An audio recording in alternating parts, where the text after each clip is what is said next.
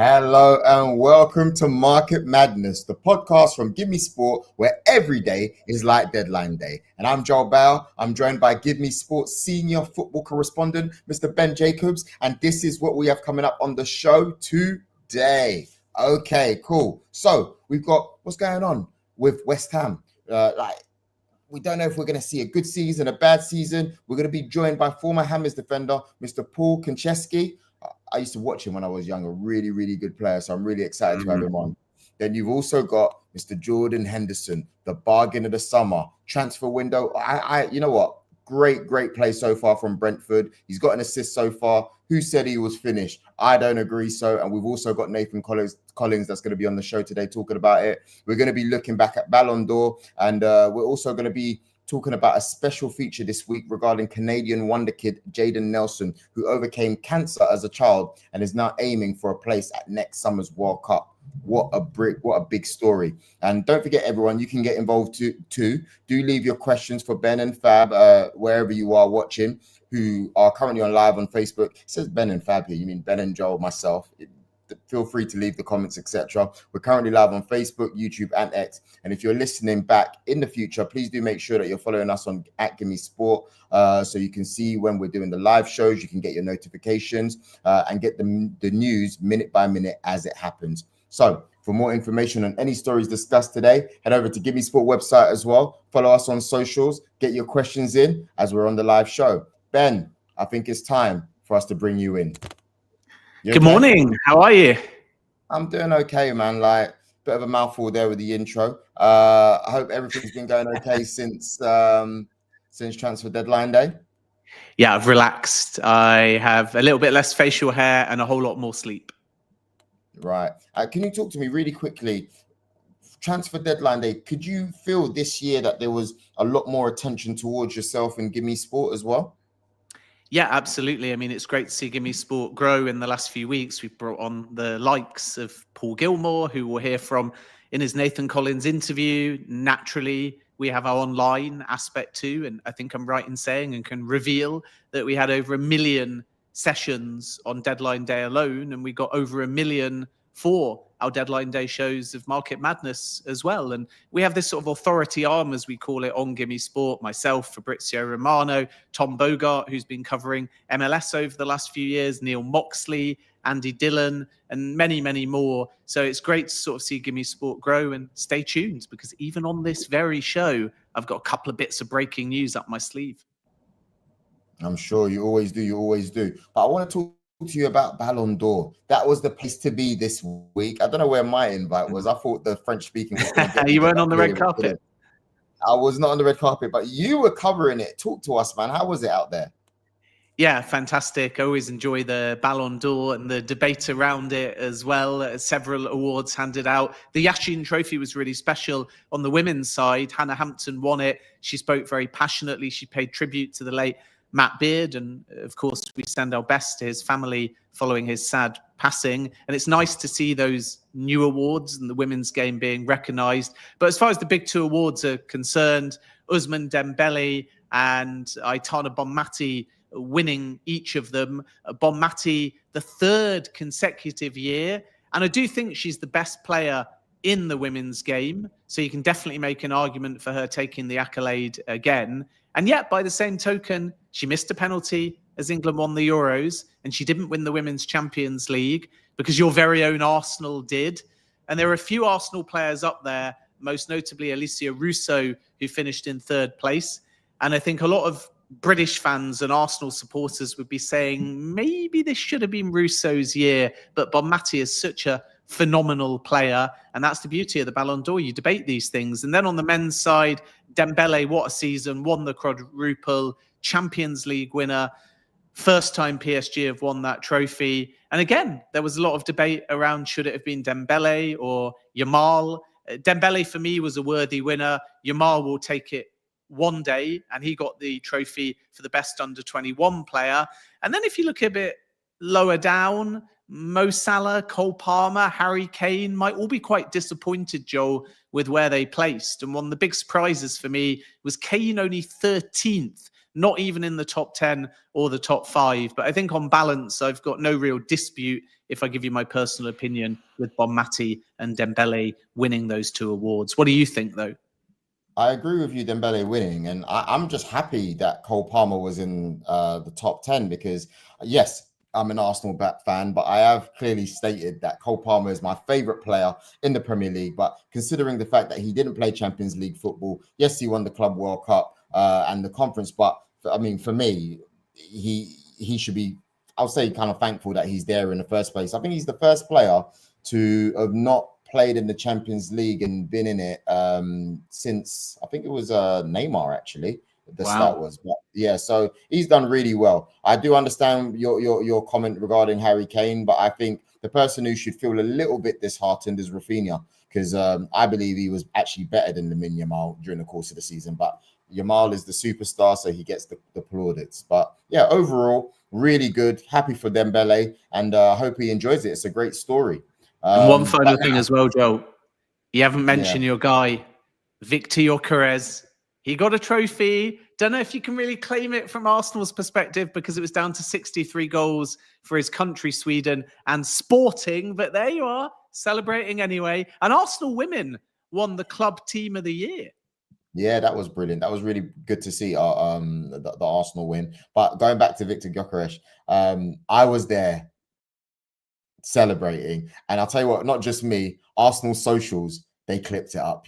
They did a better clip up job that they didn't give me sport. Like, we knew it was cringe, but we still enjoyed it. So yeah, hopefully it gives him confidence to carry on doing well. He's had a good start for us so far this season. But the transfer window may be closed, but the wheels are still turning right behind the scenes. Each week we set you, Ben, with a question to answer at the end of the show. So today, Ben, your question is, could Liverpool return for Mark Gay in January? We're going to find that out, but I know that we've got a little bit of breaking news for you now. Yeah, we certainly do. I was waiting for the stab. I was waiting for the drama. I was waiting for the breaking news thing. I don't think it ever plays, Joel, unless you click those fingers. But let's just dive in to our bit of breaking news anyway. We'll worry about our breaking news stab and the drama as everyone wonders, what's the topic going to be? Well, this is about Tottenham Hotspur. And Fabio Paratici, I can tell you, is still working for Spurs even after Daniel Levy's departure. And the Lewis family are currently deciding whether he's to return in a full-time capacity. Now, prior to Daniel Levy's surprise exit, as we revealed on GiveMeSport, there was actually a verbal agreement in place for Paratici to return and run the recruitment department as a Tottenham staffer, and that would begin in early October.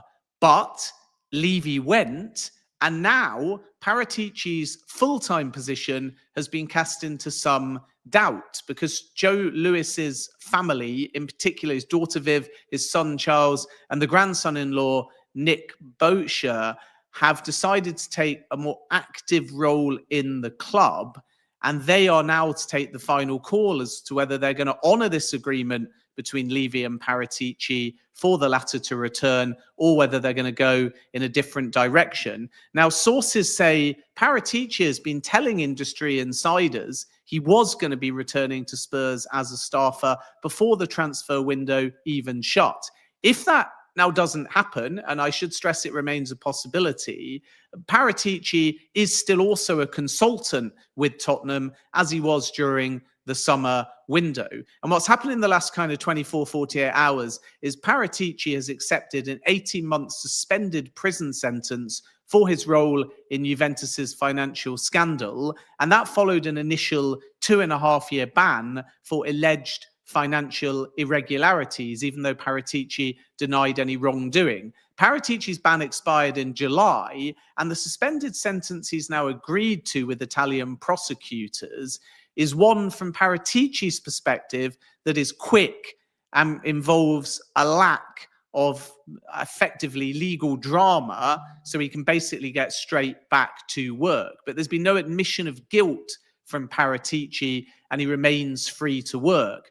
So in short, Paratici can stay on as a consultant, but the Lewis family will now speak to Paratici about his role and remit. And Paratici's preference remains to stay at Spurs, and if possible, for that agreement with Daniel Levy to be honoured. And if it is, he will be a Tottenham staffer in October. So I think when Levy first went, we felt like maybe Paratici's chances of returning permanently to Tottenham were gone. But actually, it's an ongoing conversation. And even without Levy, Paratici does want to find a way to return to Spurs, but it will all depend on the Lewis family. Wow. Well, that's great breaking news right there. I mean, obviously, I do hope for people to do well in their jobs in general. I just don't want him to do too well, because right about now, Spurs are kind of scaring me. I have to be really honest. They've made a positive start, haven't they? You know what? I really think they've got a good manager. I do. And before, I used to scoff at the fact when they used to say, oh, maybe he could do a good job at Manchester United. I go, ha, ha. But when I look now, I think, well, he probably could have done a better job than Amorim. And that's no disrespect. Like I think he's really capable, and he's got the team looking very organized. So yeah, long may it not continue. I would like to move it on to a special one for me, because I saw this guy, like, playing for Charlton, and Charlton is one of my locals, but you know me, I don't ever support any of my locals. But the big talking point this week is the Premier League has been the future of Graham Potter at West Ham. So obviously, many thought that the defeat at Crystal Palace would bring an end to his time at the club. Plenty of names have been linked with the job at the moment, but it seems as if Potter he's hanging on. He's just about hanging on. But Ben, you've been speaking with former Liverpool, Fulham, Tottenham, and of course West Ham defender and Charlton defender Paul Konchesky. Like, I'm a big fan of this guy. So yeah, man, he was part of the famous Great Escape as well, led by Carlos Tevez back in 2006. Ben, Paul, off you go.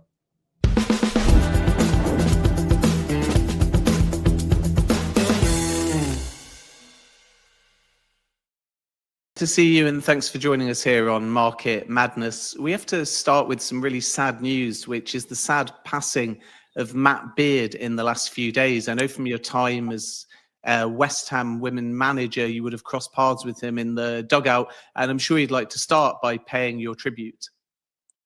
Yeah, he was a fantastic man, first and foremost, and he had a lot of time for everyone involved in football. But for me personally, being new to the women's game, he was fantastic for me, not just on the sideline and on the pitch when I see him, but I could always pick up the phone to him if I had any problems or I needed any advice.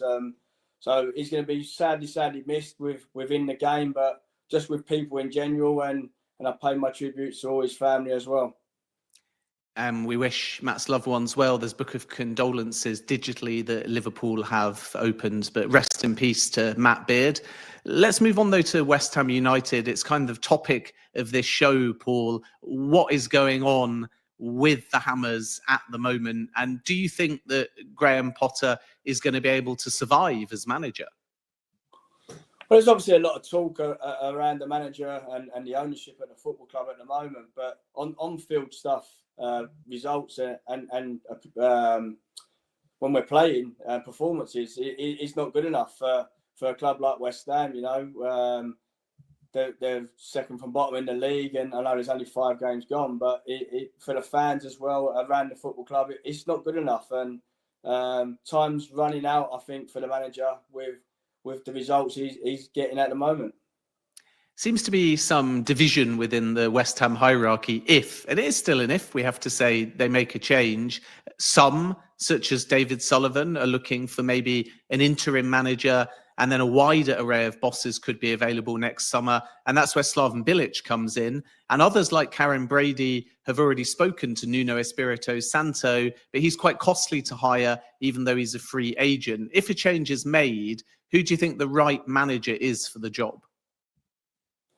Yeah, it's always a tough one, because we could say Sir Alex Ferguson, for instance, but whoever comes into the club has only got them players until the next window. So for me, I think you need to have a manager that comes in and can try and build with the players and add to what he needs, rather than having a short term and then at the end of the season we change manager again. So I think there needs to be a bit of stability, which I'd like to see Graham Potter stay. But if there is a change, then I'd like to see another manager with stability, with this year and many more years to go. Why do you think in recent seasons West Ham have gone through so many managers? I think it's obviously results pending. Obviously, when David Moyes was there the second time, he was fantastic for the football club. But again, the fans didn't maybe like the way he played. But I think looking back now, you knew what the manager brought. He was quite defensive, and we tried to play on the counter attack, and it got them to the Europa League final, and they won a trophy. So I think you have to be careful because of grass ain't always greener. But yeah, listen, the results need to pick up first and foremost for West Ham fans to be happy. Where on the field is improvement needed? Because it's not only down to Graham Potter. A lot of goals have been conceded from corners. Prior to Mateus Fernandez's arrival, there wasn't much athleticism or legs in the centre of the park. So what on field do you think the players need to do better? I think stop conceding goals and maybe silly goals, like I think you touched on, especially from set plays where West Ham looking weak at the moment. So I think that needs to be assessed. And I think, like you say, now they've got some legs in midfield. We need to start creating some more attacking threat and scoring more goals as well. But first and foremost, we have to start trying to get some clean sheets. And if that means a 0-0 game, then so be it. Let's just talk about your take on Slaven Bilic in particular, who we understand is open to a return. Again, if a change has been made. I know it's not ideal when people are speculating over candidates when there's a manager in situ, but if we think more broadly about Bilic, a West Ham legend, do you think he's the right kind of character and manager if he was to return to the club? I think the big benefit of Slaven coming back is he obviously knows the football club. He's worked and played at the football club, so he knows what West Ham fans want and what West Ham need at the moment. So he would be a good fit. But like I say, I think it has to be long term if they're going to appoint Slaven, because short term is just for now, not for the future. Nuno is obviously right there as well, as we've already alluded to, a free agent, but free agents can still be costly. It's interesting because at Nottingham Forest, the whole point of Ange Postecoglou was that the owner there, Marianakis, felt the style of Postecoglou was better for him and his group than that of Nuno, despite the fact he qualified Forest for European football last season. So if Nuno came to West Ham, do you think that would be a popular appointment, or would there also be concerns over style? I think at first people would say it's a good appointment, but like you say, his style was much like David Moyes. You know, you look at Forest's side; they used to defend really on their box and try and put teams on the counter because they had two quick wingers and attacking threat. So for me, that's how David Moyes played, and the West Ham fans eventually didn't like that way. So they like a bit of attacking football. But Nuno's probably a little bit like David Moyes, the way he plays and the way he sets his teams up. So it would be interesting to see what the fans think, but let's wait and see how Graham Potter does. So you've technically got something in common with Mohamed Kudus in the sense that you played for Spurs and West Ham, but of course your time at Tottenham was a loan spell before West Ham from Charlton, and then you ended up going to West Ham United. Kudus has been sold from West Ham to Spurs, which doesn't happen too often. Do you think it was a deal that suited all parties, or were you surprised that David Sullivan and co did business with, at the time, Daniel Levy? I think looking now, I think it was good business. I think the first season Kudus was unplayable for West Ham, and he obviously stayed for the second season. And I'm not sure if his head got turned in that season because he kept his performance started dipping, and by the end of the year he wanted out. So I think Tottenham was the one who come up with the money that the owners wanted, and it was something I think that the chairman and the football club had to do, which the year before we probably would have said we would have got a lot more money, but they're the ones who offered the money the chairman wanted. So that's the way it is. And just finally on West Ham, have they got enough to stay up? That's the big question. Yeah, personally, I think that the squad's fantastic, and we have got attacking threat. So for me, it's just trying to keep some more clean sheets and keeping the ball out of the net, but scoring more when we create them chances. And the next two games are going to be massive for the whole football club. Everton away and Arsenal, and we need to start picking up results. Let's just whiz around some of your other former clubs. I say whiz around. You basically played for half of the Premier League with this fantastic CV that you have. And Tottenham, who I mentioned before, how do you think Thomas Frank has started? Yeah, I think he's settled in great. We know what Thomas Frank is about, and I think he's, no disrespect to Brentford, he's inherited some fantastic players at Tottenham, and I think that shows, the way they play and attack-minded football. He started really well at Tottenham. So Champions League contenders, you think? That's what the table suggests in this early part of the season, at least. Yeah, it's a tough ask, but like you say, winning breeds confidence, and more you win, the team and the club get more confident. So you could never say never. They're obviously in the Champions League now, and it's a tough going, playing European football and the Premier League and all the cup runs you try to go on. So it's if their squad can stay fit, they've got a good chance.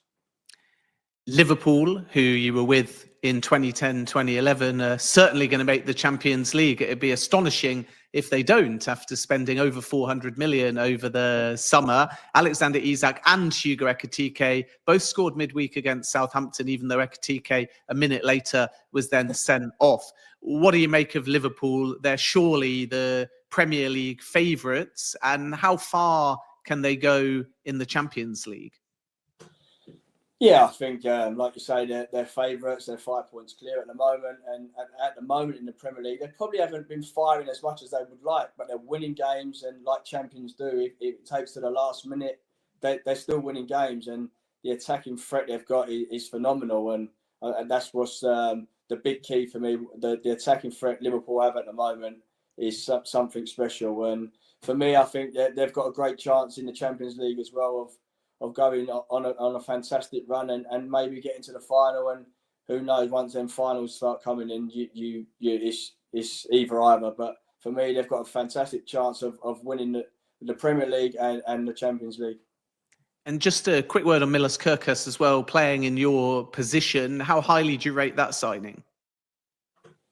Yeah, I think he's going to be fantastic. He's been a bit touch and go at the moment, but going to a massive football club like Liverpool and the history that they have is something special and something you have to get to grips with quick. So hopefully he finds his way as quick as he can, like he did at Bournemouth last year. He was fantastic, and that's obviously why Liverpool have signed him. So he's a fantastic player, and hopefully he's going to be a big asset to the football club. And a word on Nottingham Forest as well. Over the summer, they basically built two squads, one for Europe and one for the Premier League. Ange Postecoglou's come in, as we alluded to before. How do you think he'll fare?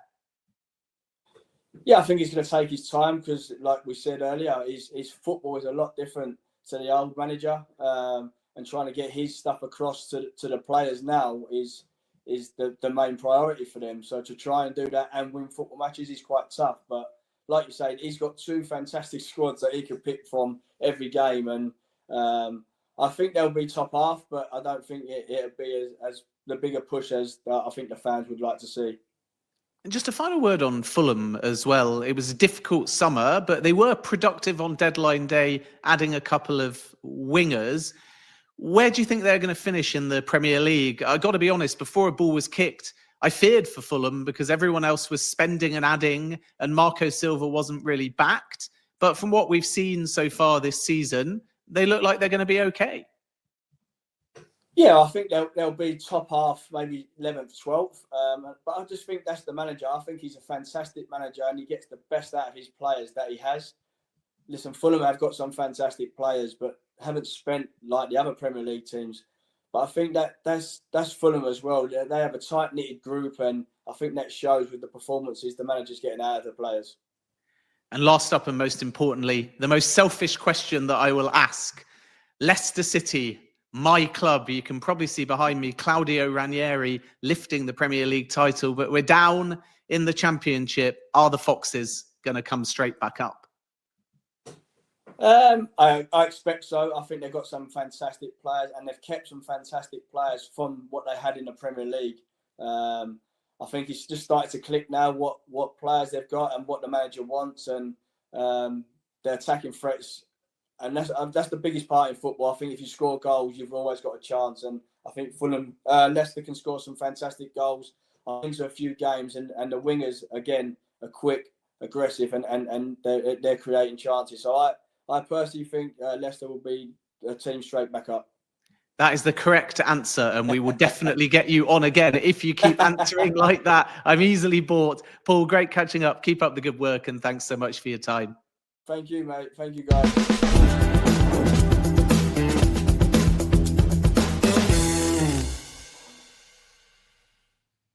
Ah, yes. Paul Konchesky, my Charlton legend. Okay, cool. So moving on. Erling Haaland has been back to his best. I think that's fair to say. Wouldn't you say, Ben? Absolutely. He's on fire. Definitely on fire. And Haaland sat down with the Men in Blazers podcast network last week and explained how the loss of some important senior players, such as Kevin De Bruyne at City, this summer has allowed for other players to step up and take on leadership roles. So let's check out the clip. Roll it, please. There's many good players which is going to come in here and make a difference. You know, Marmoush we see with the long shots is quite extraordinary. Tijani is also, hopefully he can give me a lot of good balls. I expect him to do that together with Ryan Cherki as well. They need to feed me a lot of balls so I can score more goals. So, so I look forward to that. Who are City's leaders now? Who are the voices that everyone listens to in that changing room? And do you consider yourself to be one of them? I mean, we have a lot of leaders. We still have people that's been in the club for a long time. I'm on my 4th season now, so I have a lot of experience now as well. But Rodri has been there for a long time. John has been there for a long time. Bernardo, you know, Ruben. There's many different leaders in their own way. And also I think every single player is kind of a captain in a different way. You know, if it's Rico Lewis, if it's Oscar Bob, to the new players, I think everyone has something that they can, or they should have something that they can help the team with to become better, even if it's this or that. Talking of change, last time you came on this show, you did so alongside your close friend, Jack Grealish. Since taking his tiny shin pads and giant calves to Everton Football Club, second straight game with 2 assists, you shouted him out on Snapchat. You quite delightfully hailed him as Jack De Bruyne, which is just like the greatest compliment. Erling, what's it been like for you to see his renaissance this season? Of course, it's sad that he left us. You know, that I cannot joke around with him every single day. But again, that's football. And you see him now, he's happy, he's playing every game, he's performing, which is amazing to see. I'm super happy for him. And Everton is lucky that they have him. And I wish him all the best. I hope he continues with this. It's a bit weird to see him there, but again, that's football.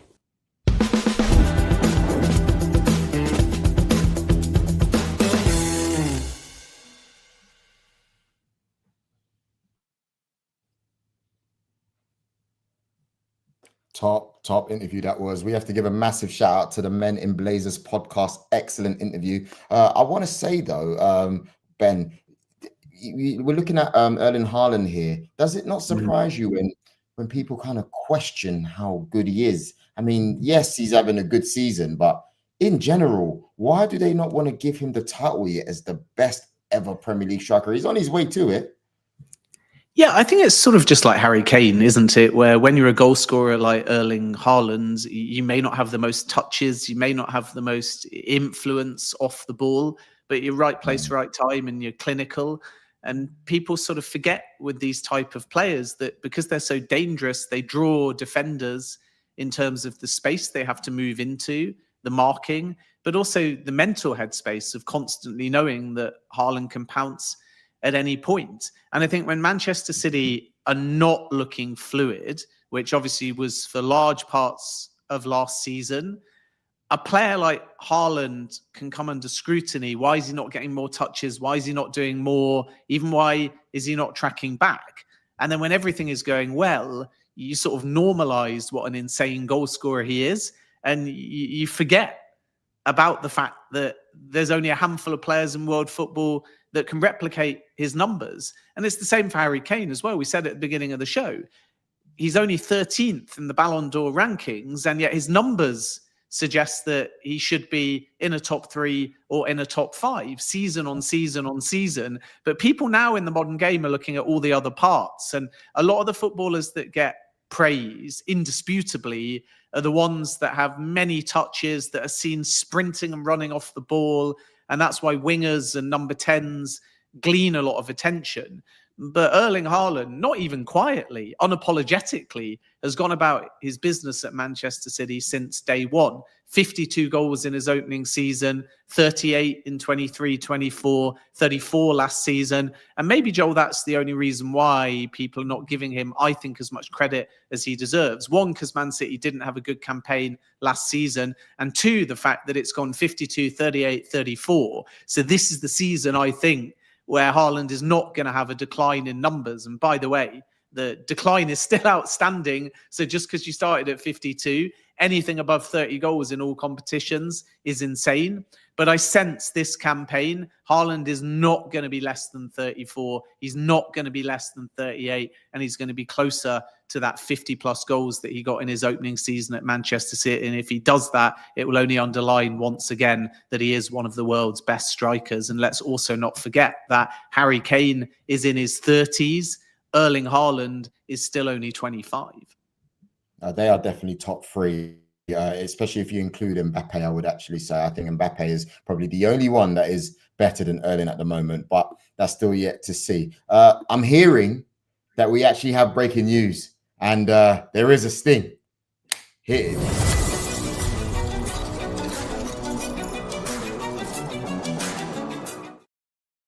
I told you only officially get your breaking news if you click those fingers. And here we go. And this pertains to Liverpool. And what I can tell you is Ryan Gravenberch is set for a new Liverpool contract. Now, there's no urgency and talks haven't begun yet. But my understanding is this winter, Liverpool and Gravenberch will start talks over a new deal. Gravenberch is contracted at the moment for 3 more years, until 2028. But a bit like Cody Gakpo, Liverpool want to give him a performance uplift extension. And that's kind of a term that is used within Liverpool. So you sign on one set of terms. If you do well within the squad, you get the opportunity of being rewarded with a second contract. But it's not identical to Cody Gakpo, because there was more urgency around Gakpo due to the fact that his wage didn't necessarily reflect his squad status. Ryan Gravenberch was signed at a steal for only around 35 million, was superb last season when Liverpool won the Premier League, and has been outstanding so far this campaign. But he is on good money, well in excess of £100,000 a week. So that makes it a slightly different situation to that of Cody Gakpo, but he's in the same boat financially as Ibrahima Konate. And naturally with Konate, because he could leave on a free transfer with Real Madrid interested, Liverpool are already engaged in talks there. And come winter, it's expected to be the same with Ryan Gravenberch, who has no doubt about putting pen to paper. So this one should be a relatively smooth conversation when it actually happens. So keep an eye out for the winter period when Liverpool are expected to engage with Ryan Gravenberch over a new contract. And more broadly speaking, the aim at Liverpool under Richard Hughes and Michael Edwards is to make sure that they don't get these scenarios like with Mo Salah, Virgil van Dijk and Trent Alexander-Arnold, where senior and important first-team players have their contracts ticking down. So there's 2 phases to how Liverpool work: signing a player and then rewarding a player, and in doing so extending them to make sure that there's always plenty of time left on the contract. And Ryan Gravenberch come winter seems to be the next name in line after Cody Gakpo to get improved terms. He's tops, if I'm honest with you. I have to say, he might be my favorite central midfielder in world football at the moment, man. Excellent player. But I have to move it on. Next, it's GiveMeSport's exclusive chat with Brentford captain Nathan Collins, as he's been talking to Paul Gilmore about the impact of the departure of Thomas Frank, and how the dressing room is now, and also the impact on Jordan Henderson signing this summer. Please, can we play the Nathan Collins clips? Get that every season, so it's fine. Listen, we are in our own little thing there. We are our own bubble. We have good people working for us, from the hierarchy, from everyone to the chefs, everyone pushing in the same direction. Everyone wants the best for us, and that's all that matters. The fans out there believe in us, the players believe within us. We have a good manager, good staff, and we're going to keep doing the right things, and keep pushing. And what's the key to keeping calm and keeping focused on all of those good things when, I guess, there is so much noise? And does any part of you doubt it when you see someone like Thomas Frank go, the experience that you did lose in Norgard and those other players? I think there's always that little bit in the back of the head, which isn't nice. Well, I think it's the way football is now. There's opinions everywhere. Everyone's going to have an opinion. Everyone does, and that's natural. It's going to be normal now. As I said, we're in our own little bubble there. We take it game by game. Every game we set up, we think we can go win, and if we just keep doing that, keep doing our thing, keep pushing in the same direction, keep doing 1% every day, who knows how far it can take us. With your captaincy hat on, you look at Jordan Henderson, such a leader as well, coming into this club.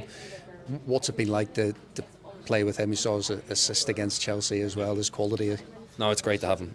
Listen, it takes a bit of pressure off me as well because he's such a big personality, and listen, everyone knows him from before, so it's helped me when he's talking to the referee and stuff. I can concentrate on my game a bit, and he brings a level of standard on the pitch which is a necessity when we're playing here. Of course we lost Norgard. It was a massive, vital part to us, but to bring in the quality of Jordan, it's so good for us, and he has helped me a lot. If you could pick out one thing that he's brought to this club and this changing room that's really stood out above anything else, what would it be? It's just a standard on the pitch, really. I think, when it comes to a Saturday, the way he is on the pitch, it's unbelievable. He turns it on something different, it's something we all look at as well, and it helps the team overall. And I think when he's at it on a Saturday, I think we're all at it.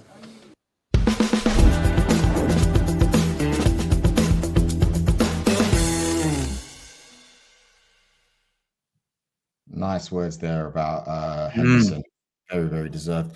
Time now to look forward to somebody who's been gearing up for a World Cup on home soil. Jayden Nelson, who returned to Canada in January to join Vancouver Whitecaps after a spell in Europe. And if you don't know his backstory, this is where it gets interesting. Nelson was diagnosed with cancer, which had spread to his lungs when he was a toddler. But now the exciting Wenger, who celebrates his 23rd birthday in just 2 days' time, is hoping to break into Jesse Marsch's World Cup squad.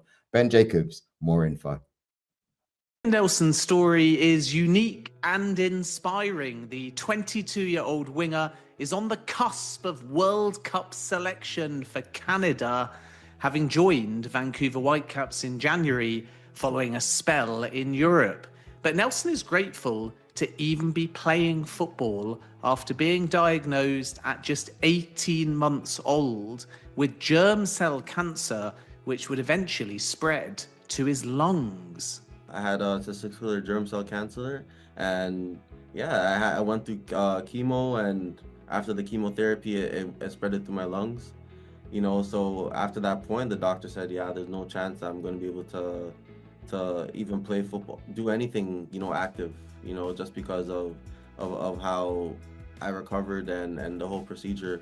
Growing up now, I'm under remission, and I'm just grateful to be here today, and it's just thankful to the doctors and God. So I'm happy, and I'm still running around. Nelson was treated at the Hospital for Sick Kids in Toronto, and it was there that he found a football in a toy box and started roaming the corridors, practicing for what would eventually be his new career. Doctors had warned that physical exertion might prove tough when he grew older, but Nelson defied the odds, joining Toronto's academy in 2016.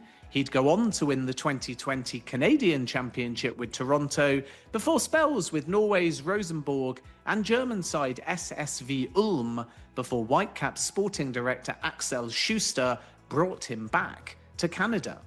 It was a difficult time in Germany, and I knew that I needed minutes, because around the corner it's a World Cup.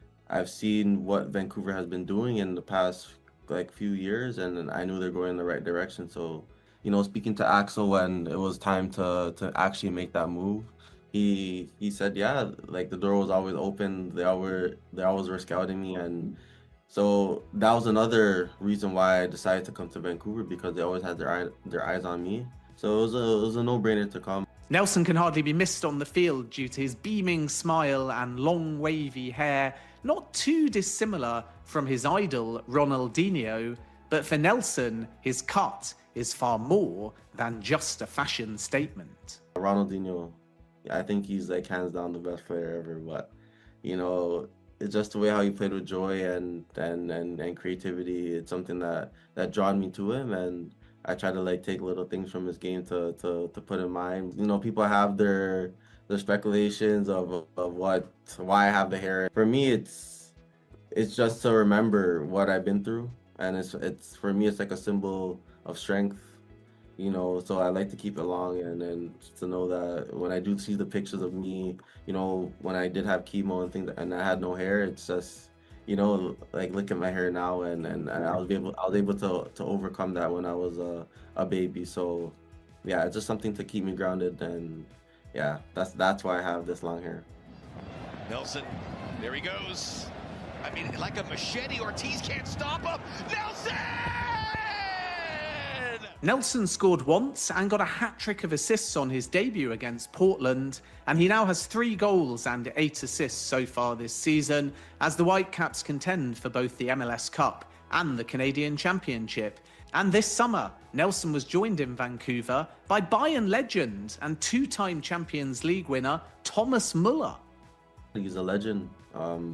He's done so much in this game, and he's won so much, and you know, you try to take away little things that you see that could help you in your day-to-day life as a footballer, you know. And you know, he's come in, and before you meet a player like that, you're like, okay, like how are we gonna relate to each other, you know? And to be fair, he's a great character, great human being, and he just basically took all the young guys, and then he tries to bring his experience to all of us to show us what a winning team looks like, because he's been at Bayern for so long, and that's the mentality at first, you know. So it's just those little things that he does as a professional that you're like, wow, this is why he's made it so far. So it's been a pleasure to really, you know, meet him and to play alongside him. Nelson is now targeting a place in Jesse Marsch's World Cup squad,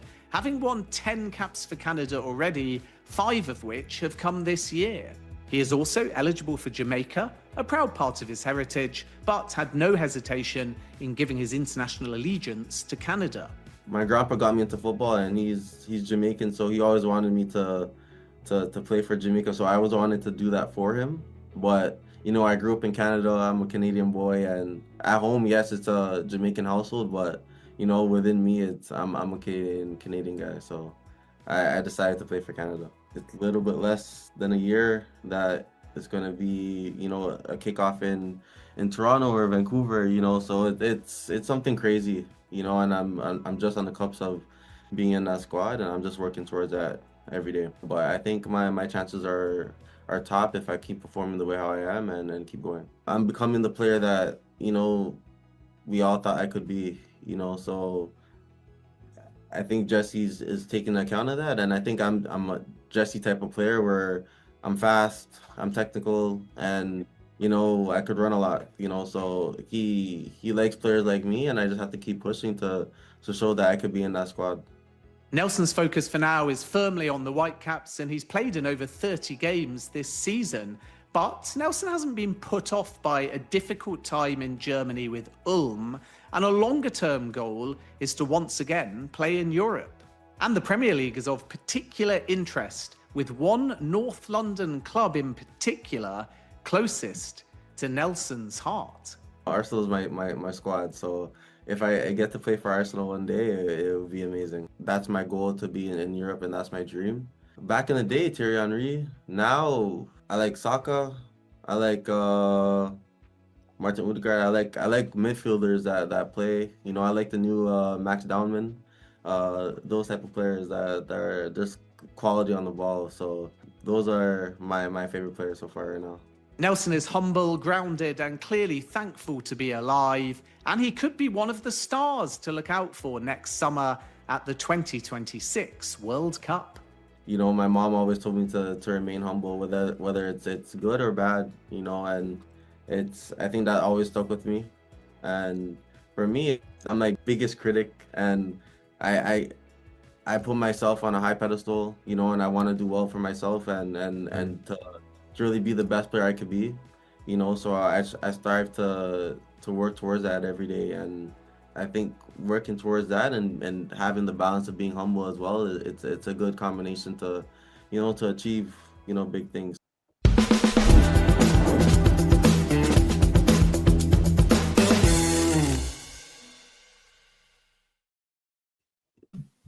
I have to say, that was very well done. Honestly, that was a really good piece. Not just because he supports Arsenal, by the way. I was going to say, you're just smiling because you think he's going to sign for Arsenal one day, and he is quick. No, he is. Yeah, I mean, petit peu that stuff. But I would say I just felt like it was a really well put together. So well done. Good piece, man. Yeah, we have a producer, Sydney, who deserves a shout out because she worked very hard on that excellent edit and really great interview. And the full article and interview and that embedded video is available right now on the GiveMeSport website. Brilliant stuff, man. Shout out to you, Sydney, as well. Well done. Okay, so hopefully we do get to see him in the World Cup, but it's now on to Ben's question. And if you didn't join us at the start of the show, the question was, are you ready? Could Liverpool return for Marc Guéhi in January? Ben, did you manage to find the answer? Please, can you tell us the answer? Yeah, I sort of found an answer, but I got more confused by the answer. So the official line within Liverpool is they don't want to pay for Marc Guéhi in January. He'll become a free transfer. They've done a lot of the legwork. So why, even if it's a nominal transfer fee, move mid-season when you can get the player on a free transfer? And from Guéhi's perspective, I'm told he prefers to captain Crystal Palace, see out the season, play the World Cup, then decide his next club. And we reported this on GiveMeSport last week as well. But the caveat is last night, Giovanni Leone got injured. We're waiting to see the severity of that. There'll be scans and tests. So I think we're just going to have to delay, because what I know is that Liverpool want 4 elite centre-backs at the club. They believe in Ibrahima Konate, Virgil van Dijk, Joe Gomez, and Giovanni Leone. They have that. But if Leone's injury is significant and severe, they're only left with 3. So then we have to understand, would Liverpool change their January approach? It's unclear at this stage. So first of all, we need to wait and be patient, and hopefully Leone is back sooner rather than later. If that's the case, there'll be no Guéhi in January. If it's a more severe injury to Giovanni Leone, then I think Liverpool would have to discuss. But what makes the Guéhi situation harder is even if Liverpool or another club want him in January and Palace are prepared to sell, you've still got the Guéhi factor of not necessarily wanting to move mid-season, knowing it's a World Cup year. He'll want the stability, and also knowing that as a free agent, he can take his pick of clubs and probably get a higher wage as well. So I think it's going to be difficult to see Guéhi move in January. But the Leone situation, we should just watch, see how severe that injury is. Hopefully he's fine. But if he isn't, and it's longer term, then just keep that 4 elite centre-backs at the back of your mind, because Liverpool's perspective is they will need the depth through a long old season. So I think that's what complicates it slightly. But let's just wait and see, first of all, and get the Leone prognosis, and then maybe we'll get a slightly clearer picture. Oh, Ben, I have to say thank you so much for the news. And you know what? That's it. That's all we've got for this week. And we'll be back in another 2 weeks on Market Madness. Until then, you can listen back on your podcast app of your choice. Just search for Market Madness. For more info on any of the stories we've discussed and much more, head over to GiveMeSport.com, and we will be seeing you soon. Joel Bayer, Ben Jacobs, signing out. Peace.